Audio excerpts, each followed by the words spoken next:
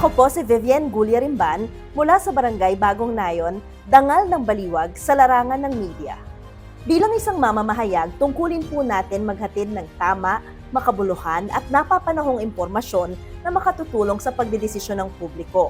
Mula sa simpleng saan ba maganda dumaan na maluwag ang trapiko hanggang sa mahahalagang pagpapasya tulad ng paglikas kung may sakuna o kung sino ang naging tapat sa paggamit ng pondo ng bayan at dapat pagkatiwalaan ng boto.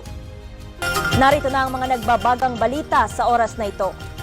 Nagsisilbi ring tulay ng mga mamamayan yung mga mamamahayag para maihatid sa mga namumuno yung kanilang mga tanong at hinaing. Lahat ng yan ginagawa natin kahit may mga hamon. Kabilang dyan yung mga nagpapalaganap ng maling impormasyon, yung matinding pandemya na nagdaan, yung banta sa sariling kaligtasan. Sa mga ganitong panahon, pinanghahawakan natin yung katangian ng mga Baliwagenyo na ating nakalakhan. Yung pagiging maingat sa detalye, makadiyos at mapagmalasakit sa kapwa at sa bayan.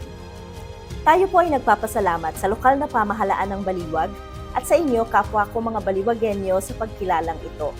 Hindi po ito magiging posible kung wala ang pagpapala ng poong may kapal, ang suporta ng aking mga magulang na sina Rose at Willie Gulya, ng kabiyak na si Chris Rimban, kapatid na si Via, mga kapamilya, at kaibigan sa industriya. Muli, taos-puso kong pasasalamat.